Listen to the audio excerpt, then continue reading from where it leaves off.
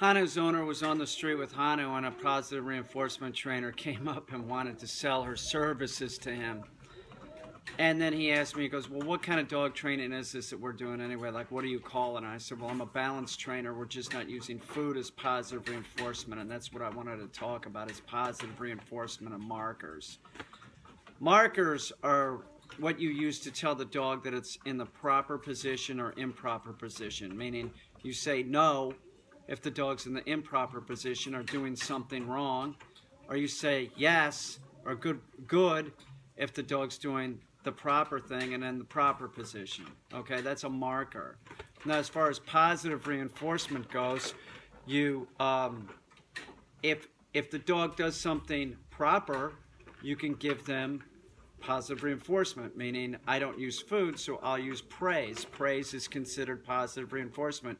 Good boy. That's good boy. So you got the desired action, and then you give them the treat. Don't give treats. Do you understand? So you can use toys. You can use anything that the dog likes. You don't use food. Food's tied into the dog's survival. Makes you look like a resource for snacks.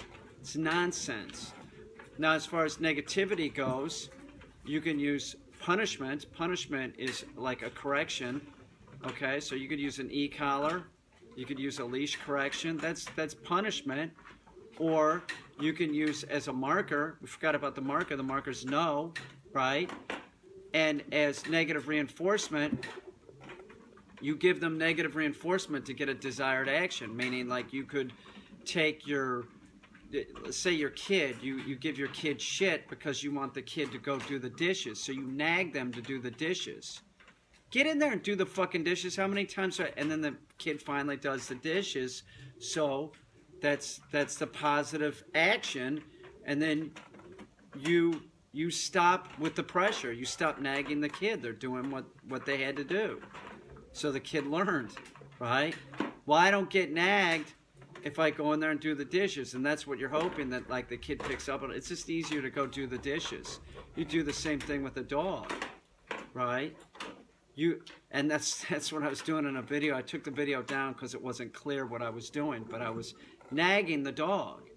And I'll do that. I'll put pressure on like a puppy that doesn't really understand, nose not totally conditioned in yet, so I'm nagging the dog because dogs can read kind of positive and negative, meaning like you're in a good mood or you're pissed off. So I want the dog to know I'm pissed off. And I know that the dog knows what I want to do at this time, so I'm nagging the dog. You better knock that fucking crap off. And as soon as the dog's compliant, I stop. That's negative reinforcement. You see, you could even use an e-collar for negative reinforcement, or you could use an e-collar for punishment.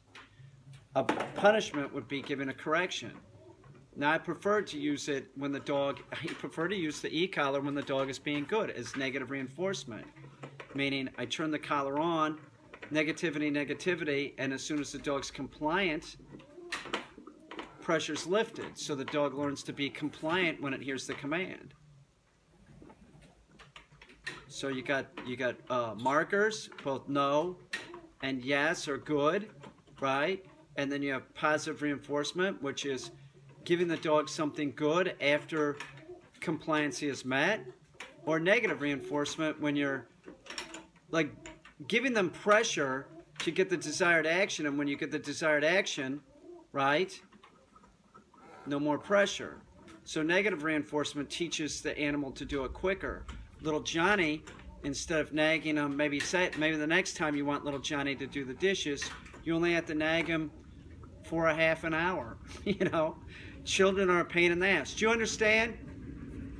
It wasn't clear on my videos. I'm not doing videos like this anymore because I had some positive reinforcement trainer saying I don't know what I'm talking about, some bullshit. And the problem is that like, if I'm doing a video where I'm doing dog training, I've been doing dog training for years, so then I'm doing like a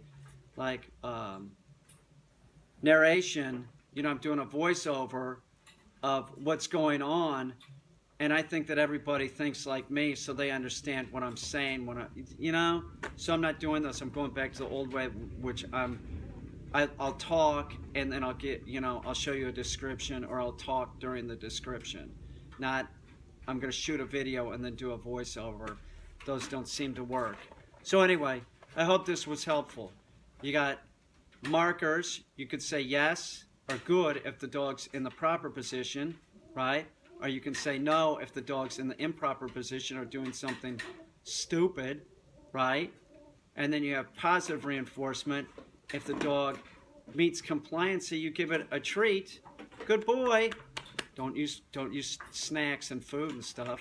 Use praise or toys or anything that the dog likes, frisbee. Or you got negative reinforcement where pressure is put on.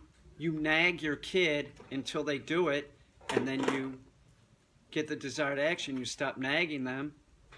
I hope this was helpful. I'm a balanced trainer. That's what I do. I'm a balanced trainer. I believe that it's the best way to teach a dog. I think that all animals learn by both positive and negative. And if anybody tells you that's a purely positive dog trainer, that they're using operant conditioning, they are not. They're only using the positive portion. Operant conditioning is about both the positive and the negative and the alleviation of both. I hope that was helpful.